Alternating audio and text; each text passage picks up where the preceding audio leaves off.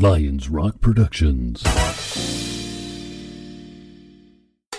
This is Jay Moore. Greg Proops. This is Dan This is Stone. Dexter from The Offspring. This is Nathan This is East. Sebastian Younger. This is David This Lapp. is Stuart Copeland. This is Mick I'm Gillette. Christopher This Knopf. is Dr. Bob I'm Greenberg. Laird Hamilton. This is Rob Hey, Bell. this is John Leon Guerrero. Hey, and this is Pete A. Turner. Hey, we're rolling. Hey, this is John Leon Guerrero. Hey, and this is Pete A. Turner. And now, the Break It Down Show with John Leon Guerrero and Pete A. Turner. This is a little catch-up show because Pete and I are in the same town. Oh, yeah. Which happens fairly frequently, but sometimes we just like to sit down and catch everybody up on what we're doing.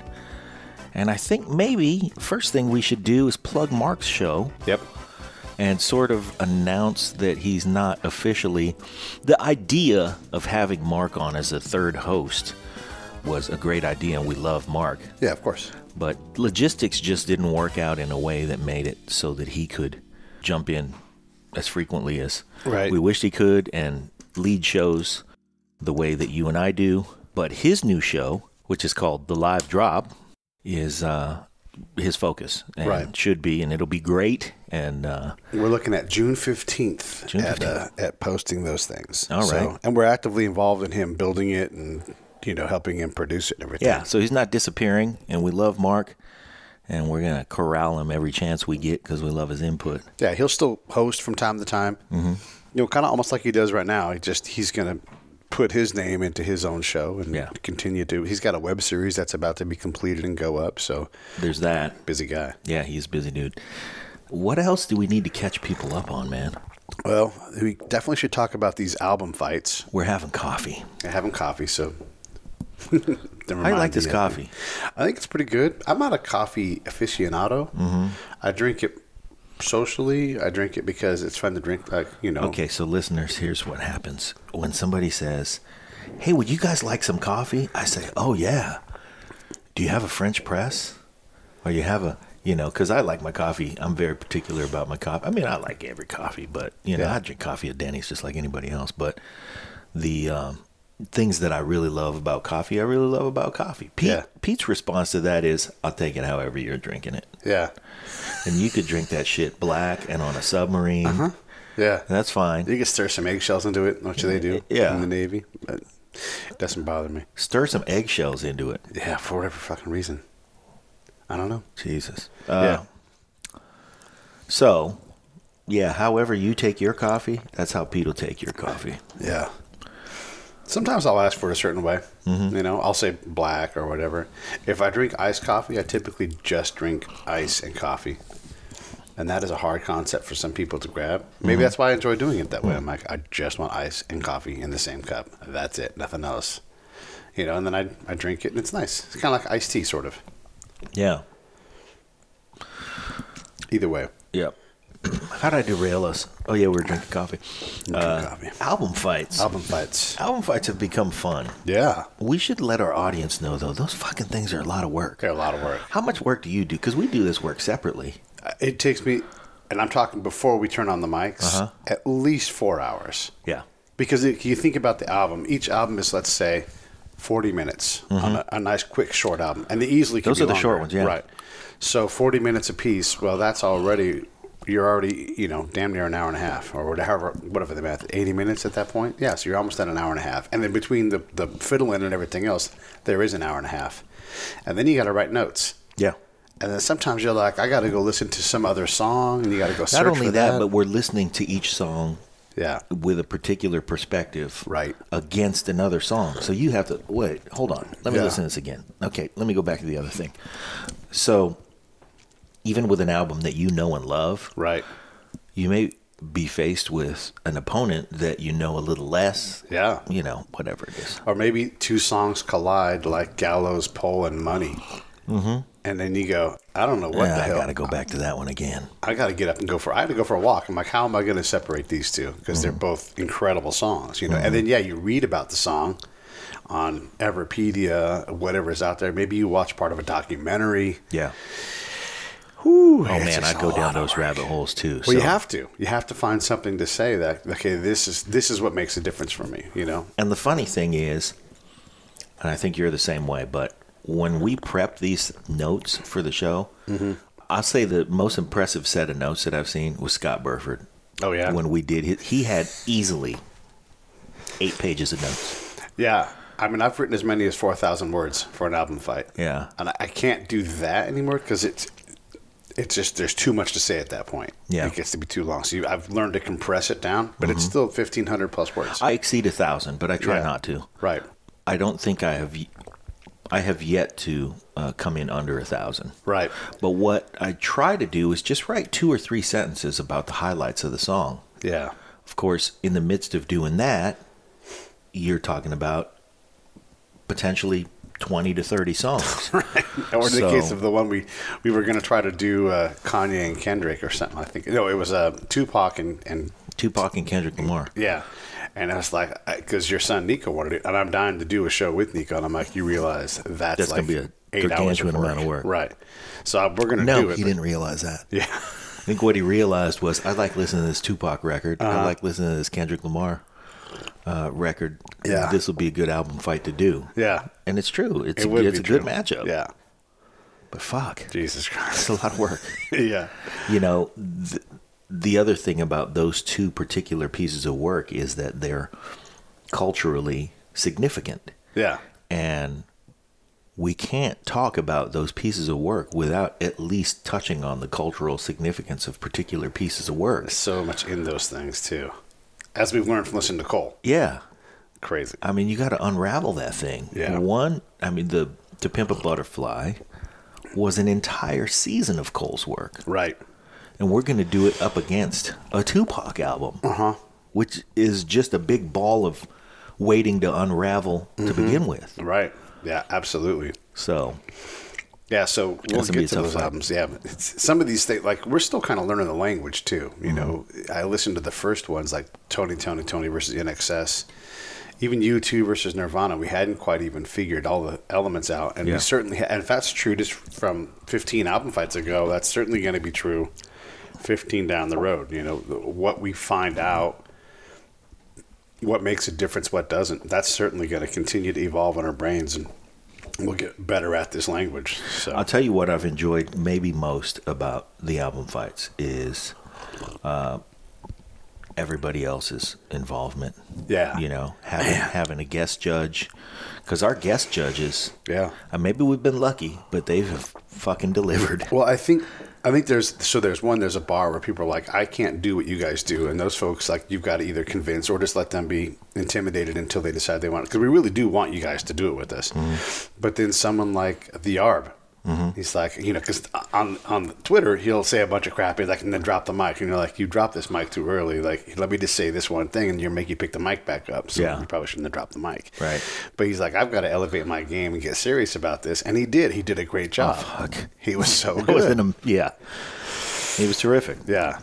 So, and Wes, maybe we're going to get Joe Solo to do it. This is an actual, like, producer of music. Dude, the show that we did with Wes was spectacular. That was a spectacular reflection of both of those records. Yeah. And, you know, we did Led Zeppelin 3. Who picked those? I did. Okay. So the thing about Led Zeppelin 3 is it was a great matchup with Dark Side of the Moon, but I would always have considered myself a bigger Led Zeppelin fan than Pink Floyd fan. Yeah. So for Pink Floyd to have won that fight was a bit of a, I can't say it was a surprise, but I mean, it was like, man, I almost feel like I'm betraying my loyalties. Yeah. And I think that's when I'm trying to pick these albums, when I get the chance to pick them, because that's not always me, I am looking for that line. And maybe there's other lines we have to find, but I want someone who loves Journey and Jimi Hendrix to go, no, that Jimi Hendrix crap was crap, and Journey actually was better, you know. And Journey, I think, lost that fight. Yeah.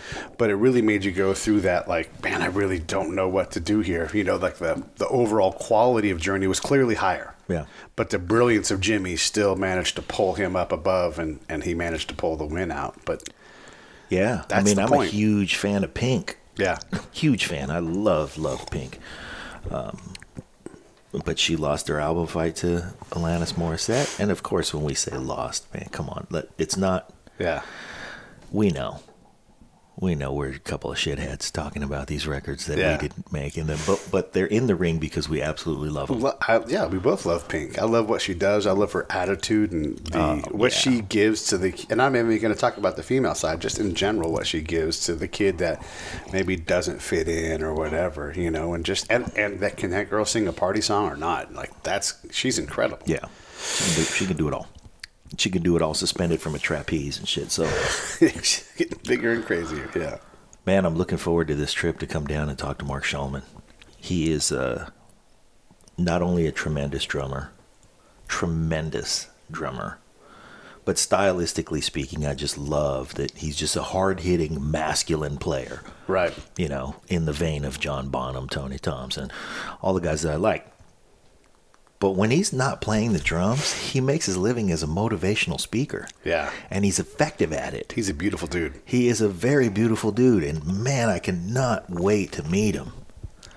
Yeah. I'm really looking forward to that. We went to an event. I'm taking over the mic for a second here on you, but we went to an event with Roland, and we're going to put up a show with the Roland people that we grabbed when we were there. But the drum part of the company, and so we're in the room with people that have been on the show. Mm-hmm. And Mark Shulman was either going to be there, or we missed him, and he was there. But he was invited, and certainly he goes. There were other drummers of his style there, but This is what the drumming community doesn't realize: is they've been inculcated, or infiltrated, or whatever, into. And they've been infiltrated by us, and we can walk around in that room now with some confidence and be like, "Yeah, we've had so and so and so and so," and then you guys all know each other. Oh, here's the funny thing. So we have bumped into and engaged Greg Bissonette right a couple times. Yep. Saw him at NAMM, saw him at the Roland thing. And he is a great guy, and he comes from a great family. Yeah. I had the very, very fine fortune of meeting his dad, who was amazing.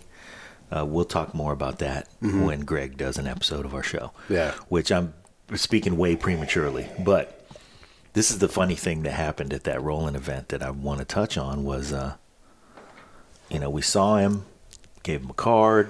Hey, remember us? We talked to you at NAMM. Yeah. And he's all very cordial, but that guy must meet 20,000. I mean, he's the drummer for Ringo Starr, and they're currently on the road.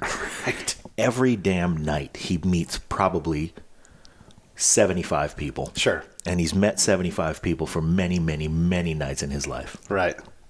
So, but he's always been a, kind, humble guy.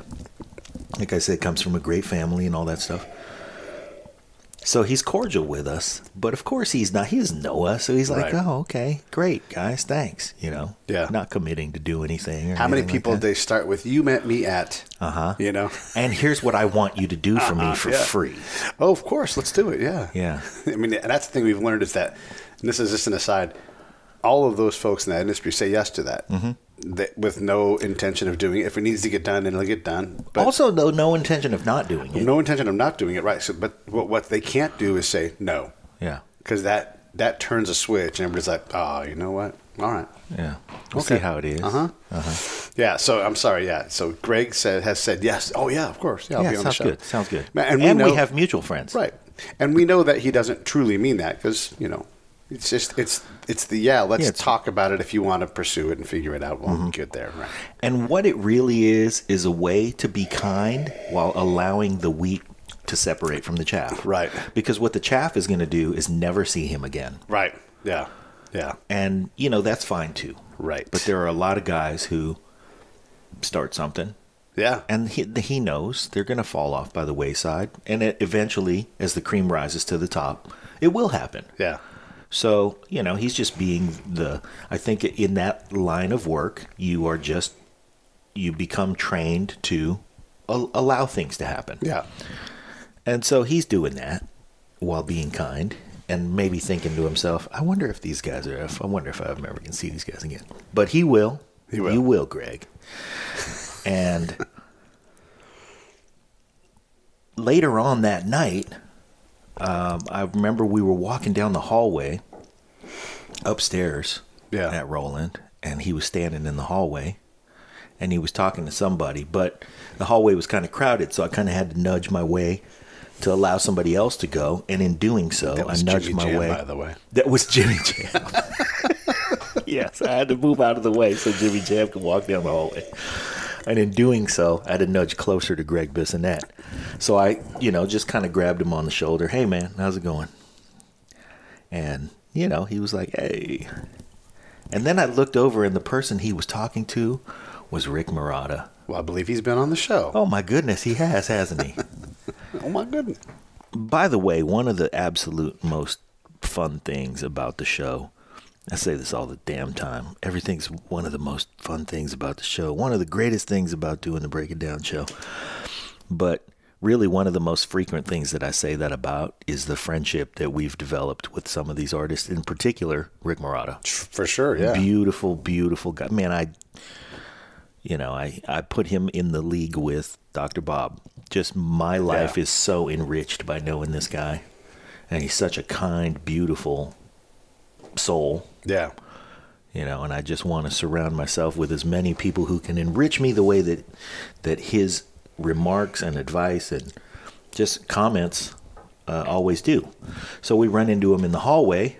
He's talking to Greg Bissonette. I say hi to Greg, and I look over at who he's talking to, and it's Rick. Yeah. And so naturally, the smile overtakes my face. And I say, Rick. And he smiles back and beams. And we've talked, but haven't seen each other since we recorded his episode. And so, it was nice catching up. But you could immediately see Greg go, oh, okay, these guys probably will stick around. Yeah. So, yeah, we will, Greg. We will. Yeah, we will. And you'll be on the show. And we're going to talk about things with you that you have not talked about with anybody else. I guarantee you. And if you have any doubt, listen to our Andy Summers episode. I've actually looked. I spent time doing this. Uh-huh. Nobody has done an interview that I can find anywhere on the internet that is within 2 points of ours. Like, it's just a significantly better interview than anything else anybody's done with Andy Summers. Well, as much as I agree, I don't want to sound like I'm masturbating. Well, I'm just saying, if you want to understand what we do, you can go there. Yeah. And see how we take and break somebody down and what we give them back. Yep. What do you think it is, man? What do you think the ingredient is? We don't ask the easy question, for sure. By design. Yeah, sort of by design. No, for real by design. Like, we don't need to talk about the police. We know that's out there. We've done our work. Yeah. And because we do our work and like that exists, we can reference it. Mm-hmm. But I don't go in, though, specifically going, I'm going to avoid that. It just doesn't come up. Right. It's not the important thing. I don't know. I think it leads part of what we do. I mean, it definitely colors how we ask questions and where it's easy to go, well, I don't know what to ask if we don't ask about the police. Yeah, but it's like when you go on a date with a girl. Uh-huh. There are certain things that that you want to talk about, and certain things big titties. Yes, we want to talk about those. So, where did you get those big titties? But I mean, that is the same kind of question, though. Yeah. Okay, I don't know. I think it's part of our design, but if you think it's something else, what do you think it is? Well, okay. I think the point I'm trying to get across is I don't think either one of us is specifically going to get in a room with Dolly Parton and have to think like, I'm going to avoid asking her about those big titties. Right. Yeah. Because she's just got more to offer than that. Yeah. And we have, typically an hour with a person. Yeah. That hopefully grows into more time if we do it right. But if we are talking with Dolly Parton, I have 1,000 questions for her. For sure. As much as I love all big titties, that is probably out of the 1,000 question 995. Yeah. And that's assuming it makes a cut. But I just, I know that neither one of us does it as a calculated design. Like, here are questions to avoid. We never. Yeah, it's not questions to avoid, but it's things that I'm not interested in because I don't want to talk about, for the most part, what's already been talked about. Yeah. Like, how many times has Andy Summers been asked, when are the police getting it together? Yeah. I've got no, that's. Right. I've got no need for that. And God bless if you do that, but that's not what we do. Also, whatever answer he gives is the answer he has prepared. Right. What I really want to know from Andy Summers or from anybody else is something a whole lot more about how come you're different than everybody else? Mm-hmm. You know, what is it about you that allows you to really ring our heads in a whole different way than anybody else? Maybe what our questions are is we look for the questions that are not on that piece of paper, so that he has to wad up his answers and throw them out the window. That's and absolutely give us what real it answers, is. Yeah, you know? You're right. These guys aren't going to. We can do the this. PR stuff, right? And let's face it, sometimes we do have to do that for sure. Yeah. There are events to promote and all that stuff. Absolutely. We can do that without having to go down the road of, so when are the police getting back together? Oh, when is that going to happen? Oh, well. When you played the guitar really good, it was really good. And then how did you play it so good? I ask that question sometimes. Sometimes I'm just overwhelmed. Well, look, so when we did our prep for Rick Marotta, we looked around, like what's out there that he's recorded on. Yeah. And we found that, not an obscure song, but just not a prime cut. But we both recognized, like, look at what he's doing. This right here is the goods. This is the essence of Rick Marotta that a lot of people are unaware exists and that would enrich so many people's lives. Everybody knows Peg. Sure, right. And for good reason. Everybody ought to know Peg. Yeah, right. The song is a masterwork. It's a piece of brilliance, and the drumming on it is the same. And it's one of the things that made me... You know what? The thing that made me like Rick Marotta so much as a player, I never even talked about with him. Yeah. And that was, he was the house drummer for Les Paul's 75th birthday party. Yeah. And I had heard things that he played on, and I had liked and enjoyed all kinds of things that he had played on, James Taylor and Hall & Oates and all kinds of stuff like that. But when it really broke through for me that Rick Marotta was so important to me was to watch him play with all those guys that played the 75th birthday party of Les Paul. He was the drummer in the band. Yeah. And guitar players. Everybody out there, think of the 5 guitar players that you think are the baddest. Yeah. They were there. Yeah. No matter who you are and which 5 you think. Yeah. They were there. They were there, That was fucking Les Paul's birthday party. Yeah. He invented the electric guitar. Yeah. So everybody had him to thank. And everyone from B.B. King to Alan Holdsworth to Eddie Van Halen to Steve Miller to everybody was there. Was Jimmy Slash Page, there? was Slash there? Was Slash there? He plays a fucking Les Paul. Like that. He doesn't even switch guitars ever, really, I don't think. He just plays that Les Paul. Just plays that Les Paul. The job that he did laying down the foundation for all of that musical, all of that jamming. It was just a night of the baddest jammers in the world just jamming. Yeah. And I've yet to talk to him about that. Well, we'll have to get him back on. Yeah. We are going to see Dr. Bob again today with Cole Kushner. That's exciting. That is exciting. That's really exciting. Yeah. We saw Dr. Bob yesterday. Oh, boy. Yeah, did we ever. That event was fantastic. It was at the Herbst Theater, which is at the San Francisco Opera House. Yeah. And the Herbst Theater is magnificent. Just the molding in that place. Oh, it's incredible. And the carpeting. This place is so fucking fancy. Wherever you live, it will blow your mind. You should go to your opera house, wherever that is. Yeah. And if you live in Ohio, there's certainly one in Cleveland. There's definitely one in Cincinnati. Yep. And just go see any event in there. If you don't want to see opera, fine. You're crazy, but just go see something there because those symphony. Rooms, it's built for that. And you don't have to necessarily get it. Just get in the room. You know what's a pretty cheap ticket is a string quartet. For sure. Oh, man. And string quartets are... You cannot... You have to be moved when you see a string quartet. Or if you can catch like a matinee performance of a piano and viola concerto. Right. Go do that. Yeah. It's like you'll spend $25. Yeah. You'll support your local symphony, which thank God... Here's where... I'm not a trickle-down kind of guy. But here's where I absolutely believe that there are certain people who ought to be rich. Yeah. Is the folks who support the patrons of the arts who say, not only am I buying a season ticket, but this is going to be the, Gerald and Carmen Smith memorial box. And I'm going to spend $10,000 on that just so that the symphony can continue to exist. one of my dreams, and this is legit, is to, like, at the opera, support it to the point where I get a brass plate and I sponsor the drink cart on, like, that's level good. 5. That's good. Like, I just want to give you guys a couple $1,000s. Can this just be my, and it's literally a cart, like, squeak, squeak, Right, squeak. right. Yeah, that's mine. Not only is it a cart, but it is the cart that people drink booze off of. Right.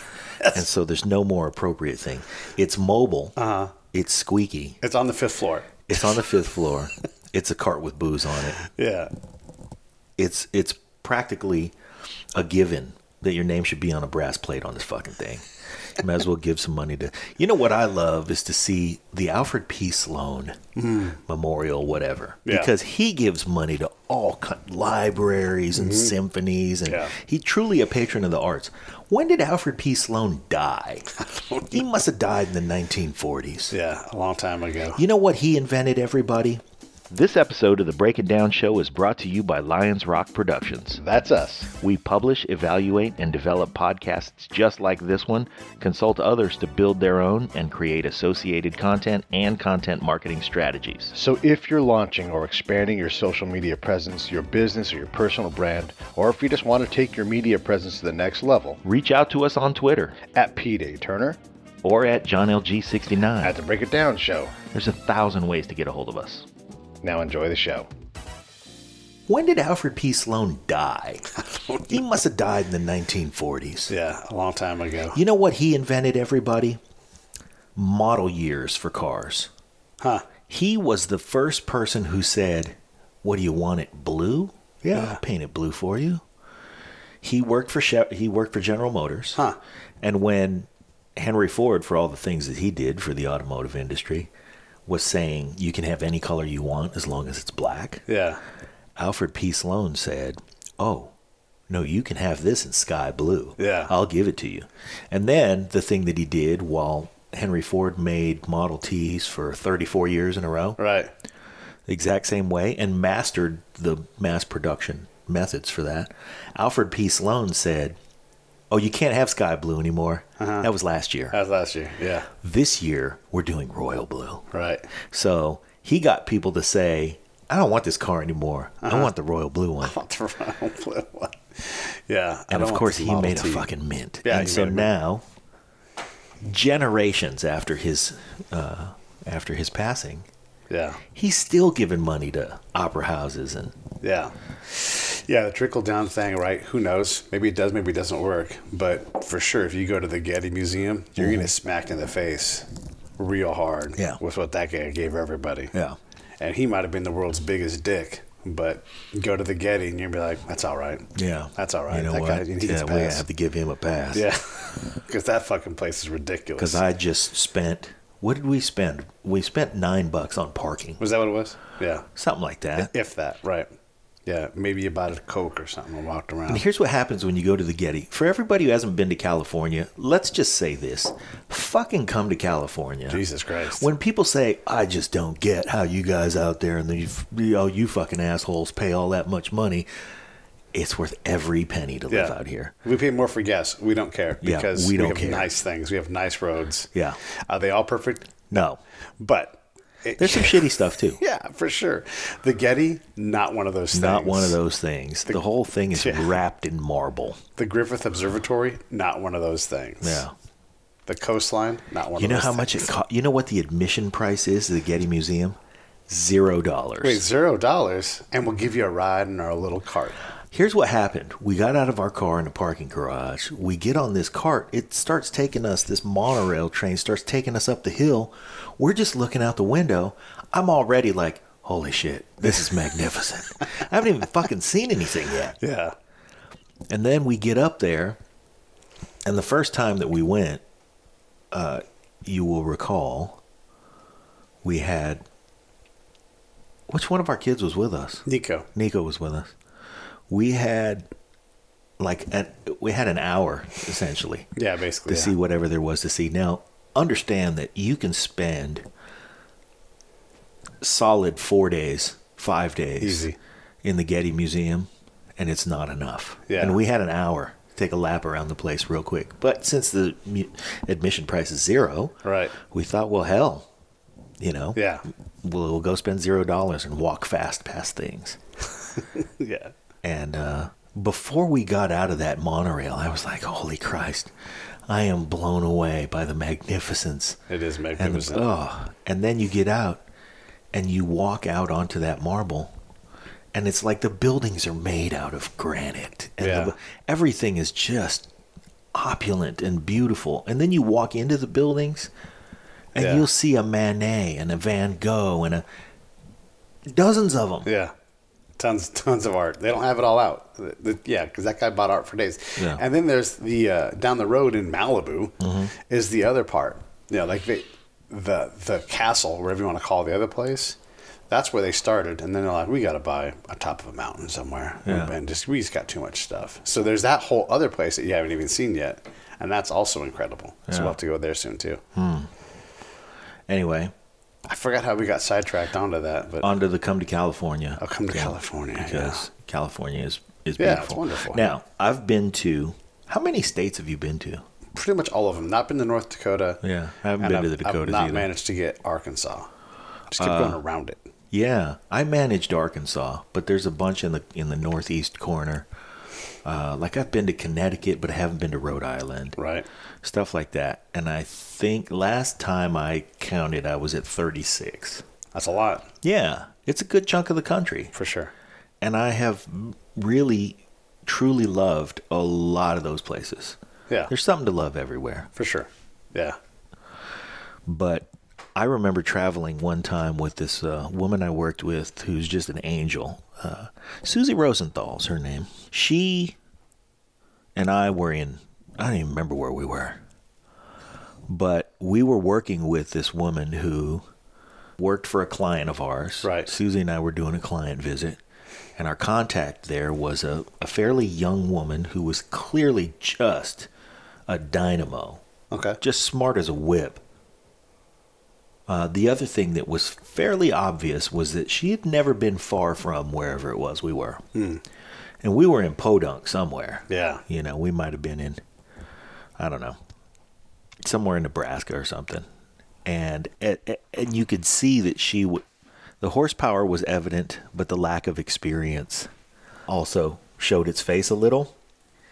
And after we left there the first day, I remember we got in the car and we were driving back to the hotel we were staying.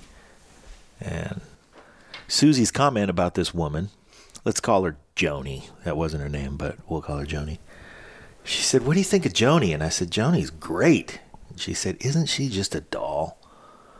Don't you want to just scoop her up and take her to San Francisco? And I thought, yeah, that would be amazing to watch her brain unfurl on San Francisco. Yeah, those environments. So I've got a friend who says, people in California are all shallow. Like, you mean all 40 million of us? Right. All to shallow. include Mark Zuckerberg, Right. Elon Musk. Yeah. The list goes on and on. Rob Lowe, who's clearly not a shallow guy. Yeah. That guy. So there was a thing during all of the nonsense that happened, like the fires and the mudslides and everything in Santa Barbara. There was another famous person. Forget who that was. Doesn't matter. But they put up something about, now I can't get to Santa Barbara to see this person. Yeah. And he said, we'll let you know when you can come when we finish finding the dead people. And this person he called out is a significant famous person. Yeah. And they were like, OMG, okay, sorry, I didn't realize it was like that, Yeah. But that's the kind of guy Rob Lowe is. Oh, yeah. So you can think he's shallow because he's a good-looking dude that makes a lot of money, is excellent at what he does. Right. Or you can look at the character of what he portrays and what he does, Yeah. So, yeah, come up to California. You should, everybody. Come out. Bring a few bucks with you. Stuff's expensive out here. Yeah, that's for sure. But it's beautiful. It's lovely. And we're happy that so much is happening out here that we can capture and that we can bring to the world, because it makes it a little easier for us. We love a road trip. I mean, that road trip you took to Kansas City was certainly fruitful for the show. For sure. But there's a whole lot happening here in California. And if you guys haven't been out here, you should come.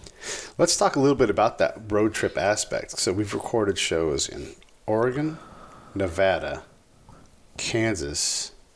Have we done anywhere else? Louisiana. Uh-huh. I mean, we've gotten out. And You did all those shows. Well, no, you did. I was in Nevada. Nevada, yeah. But the thing is we're not afraid to do that. Yeah. We'll grab the mic. We're also starting to collect a cadre of people that we've grabbed in other countries. Uh-huh. So Finland, we just had Wes Mabey in Great Britain. Uh-huh. And we had Kat Connor in New Zealand. Yeah, that's a reach. And I want to keep doing that. I want to keep going to places, but also collecting people Grabbing from places, yeah. Mm-hmm, yeah. Who out there, who strikes you as either a place you want to go to or a person from another country that you want to grab while they're in country? Oh, man. Gilson Lavis also from Squeeze. We held cat him recently. That's right. I think Australia's underrepresented. Maybe catch some people from the island nations. I keep waiting to have my cousin Jim on the show. My cousin Jim Viernes is a professor at the University of Hawaii, and he is a researcher and is literally charged with documenting the history, as our society knows it, of a swath of Pacific Island people who have a very rich and spoken and passed down history, but who nobody ever sat down and wrote. So Right. one of the things that happened when he was working toward his PhD, he would write a lot of things that were captured from, he would like, just like you, he would go out into the villages and he would talk to the elders. Right. Yeah. And he would try to extract as much from them and document it as possible. But then his instructors would look at the stuff and go, well, I need you to cite some previous work or something. Where are you getting this information? He said, I don't have anything in sight. There's I'm nothing writing to cite. this. Yeah. Same problem that Dr. Rich and I have a lot of times. It's like the standard academic citing process. Uh-huh. It gets really complicated and people are like, well, cite your work. Like, I was there. I was standing there. Yeah. This is what I saw. But he told me. Right. He I told didn't read this in a book. Yeah. Like, well, how do we replicate it? You can't. Yeah. You can't. So someone will go, and this is not to derail your story because I want to hear more about your cousin Jim, but we had a company that worked with us and they would go out and do surveys. And so they surveyed a district, a county in Afghanistan where we were.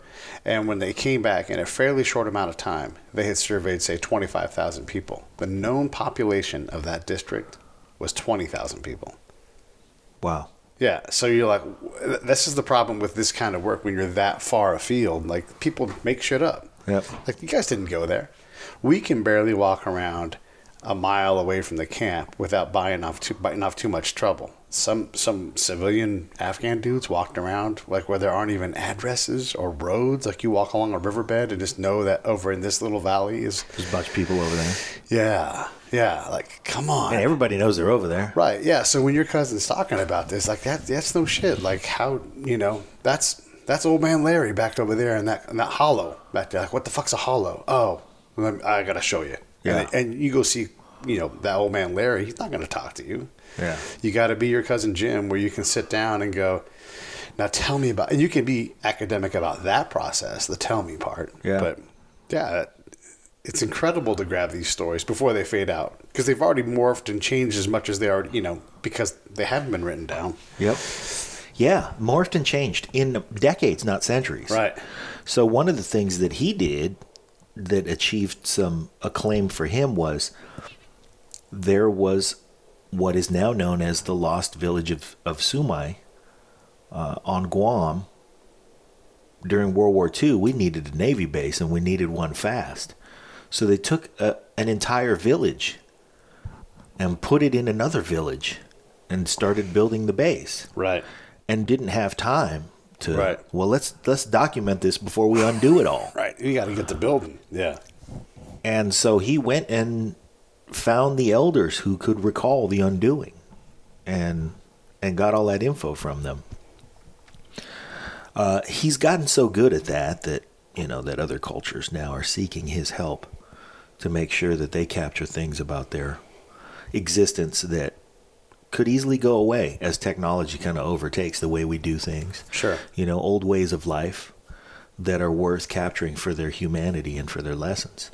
So we'll get him on the show, but I'm just waiting for him to come to town so I could sit down with him with a headset.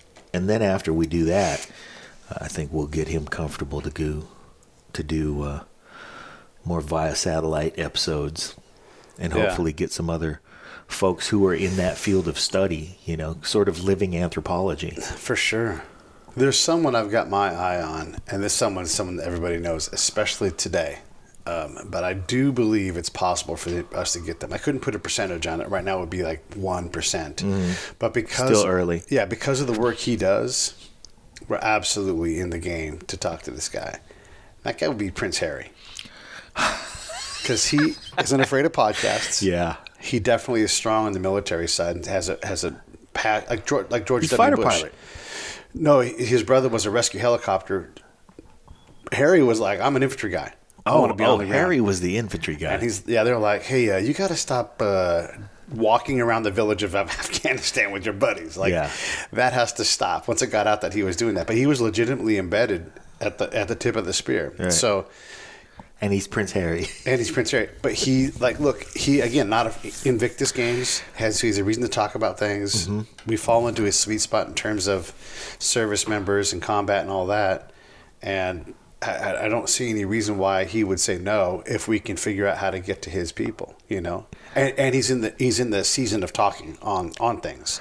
I want to jump right into the superficial and say Harry is a fine specimen of a human being and a handsome guy. Yeah. His wife is probably among the, maybe I would say 5 to 10 most absolutely beautiful human beings that has ever been created. Yeah, she's gorgeous. Book. She is just, my goodness. Yeah. And once you become a royal, whatever good looking factor you have, it's turned up. There's an allure that you cannot wash off. Like Princess Diana was a beautiful lady, but she went from being, it's a beautiful lady to like, oh my goodness. Yeah, right. Princess Grace, when she got the job. Oh, she was fine. Right. Yeah. And when she got the job, suddenly, somehow, some weird way, she got finer. So as long as she was fine enough to be a Hollywood movie star. A successful one. Yeah. And then oh, you know what? Yeah. Somehow we found a way to get to 11. Yeah. So good. Yeah, good it's for her. true. They're both a nice catch for each other. Mm-hmm. It's hard to outcatch a royal, Yeah. But she's up there. Maybe right. Yeah. I mean, really, Princess Diana did the same thing. Yeah. She sort of, let's face it, when we saw that wedding, and you and I are both old enough to have seen that one, when we saw that one, we were like, okay, one of the two of these people is going to be really happy later this evening. Hopefully both of them. Hopefully both, yeah. But one of them is absolutely going to be elated. Yeah, no doubt. Princess Diana, wow. Yeah. So, in terms of other countries, I'd like to get the Sultan of Brunei. Thanks for bringing that all back. Yeah, I want to keep us from getting too far away. Sultan of Brunei would be fun. Something like that. Some kind of prince from Saudi Arabia. But, every country has someone, for sure. Yeah. Even if it's a political prisoner or something like that. But hey, person in a faraway country. Yeah. Who's your person? Maybe it's you. I'd love to talk to Ed Snowden. He'll do a podcast. Yeah. So why not? Yeah. Get that guy's story. I'd like to talk to our one listener in Azerbaijan. That guy. I know who you are, one listener in Azerbaijan. Thank you. Yeah. But, And by all means, if you are interested, hit us up. If you're in another country, hit us up. At Break It Down Show, at Pete A. Turner, at John LG69. Be our inaugural guest in your country. Absolutely. We will Skype you. Yep. And we will ask you questions because we want to know what the hell you're doing out there. Mm-hmm. And if you are working in a bazaar selling handbags that are made by your, family, great. We want to hear all about it. Yeah. So we've done a lot of shows since we last did this. I know it's really hard to pull all the shows because we do so many of them now. But, one, what do you think about our pace? And then, two, what shows stand out? Our pace is hard. Yeah. It's very difficult to keep up with. And I really credit you for our pace because you're churning out more shows than I am. It's just really difficult. Yeah. But I think what it's forced of us is it's forced us to create cleaner input. Yeah. So that we can create faster output. And that's been great. The other thing about our pace is that it allows us to grab shows where people are interesting and we don't have to make such an event out of grabbing a show. Yeah. So I think that's been good for the show too. And that's not to say that having somebody on as a guest isn't an event, because it is still an event for us. Yeah, we get excited, yeah. But we're able to go, I'm just going to go knock that out. Yeah. And then move on to the next thing. And grab all these stories that are pretty fascinating. Here's the funny thing. You say, yeah, it's okay, maybe a 1% possibility at this point, but it's not impossible that we have Prince Harry on the show. Not at all impossible. No, I'm actually pretty confident about it. I mean, I'm not saying it happens tomorrow or even next year, but we can build the path to where it goes from being 1% to 50-50. Yeah. Well, we've done that with many people. And we have gotten to the point where there are no surprises anymore. Nope. Shock? Yes. Surprise? No. No. Yeah. Appreciation? Yes. Oh, for sure. Yeah. Elation? Absolutely. Yeah. But, like, hey, we're going to get Andy Summers on the show. Of course we are. Of course. It makes sense. Yeah, it makes sense. Sting's out with Shaggy. After we had Andy on the show, it made more sense. Yeah. Like when we were done with that show, I didn't think, oh my God, we got away with that one. Honestly, when we had Sly Stone on the show, when we left that experience, I thought, okay, we got away with that one. Yeah. Because he just doesn't talk to anybody. He's not in a place mentally where he's into opening up to people. Right. I felt like, whoo, boy, we were lucky to grab that one. Yeah. Andy Summers, when we were done there, I thought, you know what? He's doing us a great favor. We're doing him a great favor. Yeah. And when I run into him or bump into him in the grocery store or call him, there's no reason for him not to answer. There's no reason for him not to say, hey, how's it going, fellas? Yeah. I mean, he canceled his show up here at the Palace of Fine Arts that we had him on to promote in the first place. Right, yeah. And I'm sorry he had to do that. But I was completely confident that after that show, if there was any meet and greet, that we would walk up and he'd go, hey, fellas. Yeah. Yeah. We definitely did him. He's a nice guy. We did a good job with him for sure. Yeah. Yeah. Sting is on tour with Shaggy. Yeah. Who was a Marine, by the way. Yep, who was a Marine. Yep.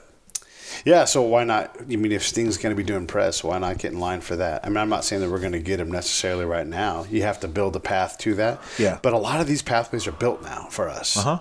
Like there's PR people that reach out to me and say, hey, can you have somebody on? Like we're going to get Danny Trejo. Yeah. It's already set up. We just have to wait until the fall time when he's promoting the next thing. Yeah. And then they're going to call and we're going to say yes. And then we're going to be sitting across from Danny Trejo. No, is it 100%? No, but nothing's 100%, but there's no reason to everybody think said yes, we're doing it. Now it's just a matter of does it happen or not. You know? It's that's funny. It's an incredible place to be in terms of those like getting guests and doing these things. Yeah. Here's what I think is weird.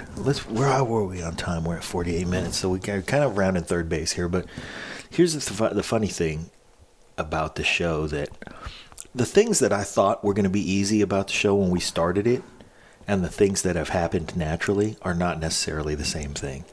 Like we have friends who, in the beginning of the show, was like, well, that's one of the most famous people I know. We should have that person on. Yeah. And we haven't had him on. Yeah. And several of those. Yes. And then other people where we go, oh, there's no way we're going to get Stuart Copeland on the show. For drummers, let's say. Right. There are a bunch of people. I was like, oh, I'm sure I could get that guy. Yeah. I've known him for a long time. If I nudge him, he'll go, okay, come on, man, I'll do it. Juan. But then do you think, well, would you have J.R. Robinson on the show? Oh, my God, fuck, I'd love to. If that could ever happen, that'd be amazing. Yeah. Well, guess what? It's happened. It will happen again. Yeah. It will continue to happen. Right. And so it's funny to think of the friends we've made and the guests we've had and the caliber of guests that we can get and I'm being good-natured and doing some ribbing because there's no malice in the reason why these people haven't been on the show. But there are people we thought in the very beginning, like, oh, that's one of the first people I'll grab. Yeah. I bet they'll say yes. Yeah. And they just haven't said yes yet. Yeah. And it's fine. So They're going to say yes in good time or not, whatever. Yeah. There's so many people to talk to. Like we're about to get anybody from Magnolia Films. Magnolia loves what we do. yeah. So that was never possible before. That was never possible before. That was some great work. We've had a couple of directors of Magnolia Films on. Sure. So one of the things that happened recently is you did the Ben Lewin show, which, shit, man. You and I are critical of each other in a constructive way. For sure, yeah. That was a great show, though. And I think the way that you were able to paint a picture of him as a director, because he is you used the word quirky. He's a quirky guy. Never mind the work. The work that he does is really unusual, and it has great merit and great quirk. But he's also a quirky guy. And you were able to bring all of that stuff out in the right kind of light. Do you know that he has polio and cannot walk without the aid of like hand crutches? Yeah, he's got those polio crutches that we don't typically see anymore. Ever, yeah, you never see. But like that was one of the things. It's like I'm talking to someone that doesn't look at himself as being handicapped At all. So let's not treat him like he's handicapped. Yeah. You know. And I'm only bringing it up now to illustrate because you can't see what I saw. Like, I don't remember if it even came up in the show. It might I think have he might have touched on it because it played into why he chose the project that he chose to do. Like, because he said, like, I never put myself into that community. But, you know, I made the show about the boy in the iron lung trying to get laid. Right. And all of a sudden I got drawn in, you know. So, like, I think in there you can determine that he has an infirmity, but you would have to really be paying attention, I think, to do it. So maybe it's in there somewhere else. But, yeah, it just wasn't. It's just like the other thing. It wasn't like one of the police getting together. Like, oh, I see that you have crutches. Yeah. You know, and it's nothing wrong with talking about that, but we just took a different path. Right. And I think he appreciated. That was question number 995. Right, exactly. I wanted to know how and why. I mean, you know, he doesn't make a lot of movies. So what does make you say, I want to make a movie, you know? And then why would you pick these topics, a boy in an iron lung? It's like, well, who's ever told the story from that point of view before? Good enough. All right. It was really interesting for him to hear him say that sometimes he just doesn't have anything to say. Yeah. Yeah. You know, because so many of us are concentrated on output all the time. Mm-hmm. Yeah. And sometimes he just decides to take it easy for good reason or whatever. The other Magnolia Pictures director we had on our show was Denny Tedesco. And hopefully we'll have him on again too, because he's a great guy. Yeah. I love him. But the treatment of those, it was neat that you were able to say he's not the only Magnolia director we've had on. And that the PR person for Magnolia happened to be sitting there when you conducted that interview, and she saw the quality. Yeah. And told you that you can have anybody you want. Yeah. So who do you want? All of them? Yeah. I mean, the thing we'll have that to go through their roster because they've got a lot of movies on that roster. The thing about that card is you still have to play it the way we always play it. You know, like we want to talk to a whole bunch of you guys. We want to tell these stories because the audience loves them, and we're going to find out what's interesting about these people. And some of them, Magnolia does make movies that are often a little off the beaten path. So, yeah, I want to talk to those folks because it's not all Steven Spielberg, and there's nothing wrong with Jerry Bruckheimer or any of these guys that make all these incredible movies, but what about these other thousands of movies that are out there being made by people, you know? So that are brilliant. But are brilliant. And one of the things about our show is we gather perspectives. We talk about, we illustrate life is really what we do. And this is part of life. These are people that illustrate life also. So let's get together and let's talk about what that looks like. And then do it again and again and again. Because when you have friends, you go and you see them and you talk to them and you have coffee and you share moments of life. So all of them. I think you finally defined our show. We've struggled to define our show over the last couple of weeks. We've been putting this puzzle together. One of the things that we heard was the most interesting person at a cocktail party. Yeah. Cornered by a spy and a private investigator with those investigative skills. Yes. And now to hear that everybody in in our roster is an illustrator of life. Yeah. And when I think back, regardless of whether we've talked to musicians, filmmakers, artists, writers, warriors, Interior strategists. Designers. Yeah, on and on. They do illustrate life. Yeah. So there you have it. There you have it. Everybody keep listening. Please do us a favor. Go to iTunes. Give us a 5-star rating. If you're going to give us a 3-star rating, just don't even do it, please. Do us a favor. Go do something else. You know what? If you want to give us a 3-star rating, here's my number, 707-235-8124. Call me and yell at me first, and then give us a 5-star rating because I'm going to give you my number. You can absolutely call me and yell at me. That's All fine. right. Yeah. I'm not giving you my number. That is really Pete's number. Call him. Yeah. The other thing is, we'd really appreciate it if you would tell a friend about the show. Yeah. Don't keep it to yourself. That would be awesome. We are really trying to grow our audience, and it's not for some superficial thing like, I just want to have 10 million Twitter followers. Yeah, that's nice. I'm not Lil Tay, though. Yeah. So what I really would like is to have an engaged audience that continues to grow, because as our audience continues to grow, our access to better and better guests continues to grow. Yeah. So help us get to those better guests by growing our audience.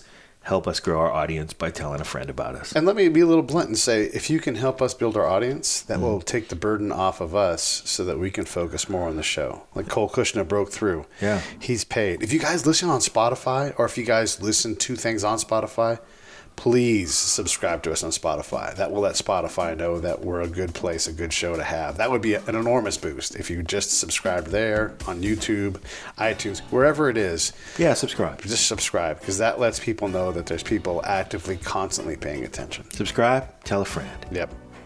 5-star rating if you got the time. And thanks, everybody, for listening. I'm at John LG69. I'm at Pete A. Turner. We're both at Break It Down Show. And we appreciate you. Thanks.